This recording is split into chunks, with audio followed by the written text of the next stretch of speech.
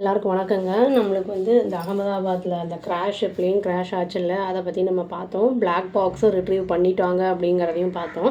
2 பாக்ஸில் வந்து ஒரு பாக்ஸ் ரொம்ப வந்து எக்ஸ்டர்னல் டேமேஜ் ஆகிருக்கு, இன்னொன்று வந்து மினிமலாக டேமேஜ் ஆகிருக்கு அப்படின்னு வந்து நியூஸ் வந்திருக்கு. இது வந்து ரொம்ப 1000 டிகிரி செல்சியஸில் வந்து அந்த ஃபயர் வந்து பற்றிக்கிட்டு எரிஞ்சனால இது வந்து இந்த மாதிரி டேமேஜ் ஆகிருக்கு அப்படிங்கிறத சொல்கிறாங்க. ஆக்சுவலி வந்து இது வந்து யூஸ்வலாக அந்த அளவுக்கு டேமேஜ் ஆகாது அப்படிங்கிறதையும் வந்து சொல்லியிருக்காங்க. இப்போ அந்த பிளாக் பாக்ஸில் இருக்கிற டேட்டாலாம் வந்து அந்த அளவுக்கு வந்து எக்யூப் பண்ணி அதெல்லாம் எடுக்கிறதுக்கு எக்யூப் பண்ணல இனியும் இங்கே அப்படிங்கிறதுனால அதை வந்து நம்ம யூஎஸ்க்கு அனுப்பலாம் அப்படிங்கிற மாதிரி பிளானில் இருந்திருக்காங்க. அதை எப்போ அனுப்பிடுறாங்களா அப்படிங்கிறது தெரியல இனி.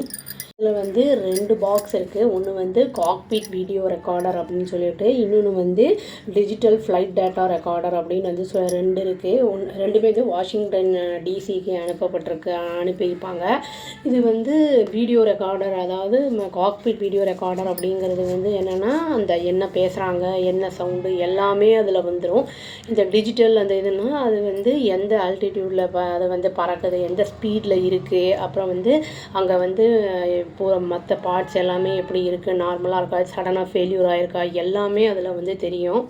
இது வந்து அமெரிக்காவில் வாஷிங்டனில் இருக்கிற அதாவது laboratory national safety transport board அப்படிங்கிற அந்த இதுக்கு வந்து அனாலிசிஸ்க்கு அனுப்புகிறாங்க. அதுக்கப்புறம் என்ன ஏதுன்னு ரிசல்ட் வந்து பார்த்ததுக்கப்புறம் ரிப்போர்ட் வந்து அவங்க இந்த கவர்மெண்ட்டோட ஏர்க்ராஃப்ட் ஆக்சிடெண்ட் இன்வெஸ்டிகேஷன் பியூரோவுக்கு வந்து அதை வந்து என்ன ஏதுங்கிறத, எதனால் அந்த ஹாரிஃபிக் கிராஷ் ஆச்சு அப்படிங்கிறத வந்து சொல்லுவாங்க.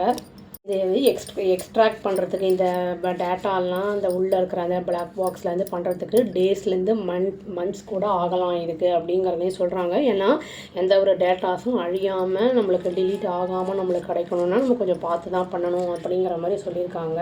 அது வந்து அவங்களுக்கு இனி கையில் கிடைக்காதனால என்ன சொல்லியிருக்காங்கன்னா, டேமேஜ் எந்த அளவுக்கு இருக்குங்கிறத பார்த்து தான் அது வந்து டைம் வேரியேஷன் இருக்கும் அப்படிங்கிறத சொல்லியிருக்காங்க.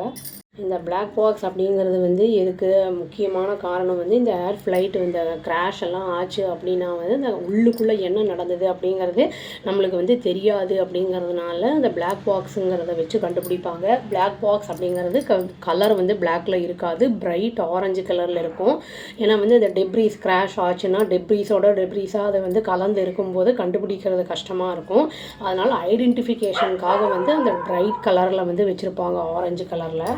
ஏஐபி வந்து 3 மந்த்ஸ் டைம் கொடுத்துருக்காங்க இந்த ப்ரூவ் பண்ணுறதுக்கு. இந்த காக்பிட் வாய்ஸ் ரெக்கார்டரும் அப்புறம் வந்து இந்த ஃப்ளைட் டேட்டா ரெக்கார்டரை பற்றி வந்து அந்த இது ஃபுல்லாக ப்ரூவ் பண்ணுறது, இன்வெஸ்டிகேஷன் பண்ணுறதுக்கு. இது 2 நாள் கழித்து கிராஷ் முடிஞ்சு 2 நாள்லேயே வந்து இந்த பிளாக் பாக்ஸ் வந்து நம்மளுக்கு கையில் கிடச்சிருச்சு.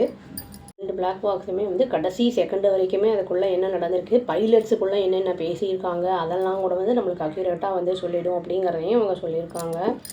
பல பேர் வந்து ஒவ்வொரு மாதிரி சொல்கிறாங்க. பட் பிளாக் பாக்ஸ் வந்து அனுப்பப்பட்டிருக்கு. அது வந்ததுக்கப்புறம் தான் என்ன ஏதுங்கிறது தெரியும். அவங்க எந்த அளவுக்கு வந்து ரெக்கவர் பண்ணுறாங்க, டேட்டா எவ்வளோ தூரம் கலெக்ட் பண்ண முடியுது அப்படிங்கிறது எல்லாமே வந்து நம்மளுக்கு வந்து நியூஸ் வெளியில் விடும்போது தான் நம்மளுக்கு என்ன ஏது அப்படிங்கிறது தெரிய வரும்.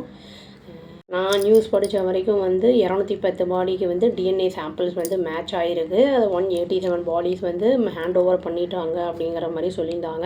இனியுமே நிறைய பேர் காத்துக்கிட்டு இருக்காங்க. அதாவது டிஎன்ஏ சாம்பிள்ஸை வந்து கொடுத்துட்டு வெயிட் பண்ணிகிட்டு இருக்காங்க. இதில் வந்து இப்போ சிக்கல்கள் ஏற்பட்டிருக்கு. அதாவது ஃபேஸ் வந்து நம்மளுக்கு அடையாளம் தெரியாதனால யாரோடது என்ன ஏதுங்கிறது பார்க்குறதுக்கு கொஞ்சம் டைம் ஆகுது அப்படிங்கிறதையும் வந்து சொல்லியிருக்காங்க. அதனால் ஏர் இண்டியாவோட வந்து ஃபேரெல்லாம் வந்து கடுமையாக குறைஞ்சிருக்கு. ஏன்னா நிறைய பேர் வந்து டிக்கெட்ஸ் எல்லாம் கேன்சல் பண்ணுறாங்க. இது இந்த மாதிரி கிராஷ் நடந்ததுக்கப்புறம் இது எந்த அளவுக்கு திரும்பி அவங்க மேலே வந்து வருவாங்க, என்ன இது எவ்வளோ டைம் எடுக்குங்கிறத நம்ம வெயிட் பண்ணி தாங்க பார்க்கணும். அவ்வளோதான். Thank you. Please do like, share and subscribe our channel and click the all option and tap the bell icon. Thank you.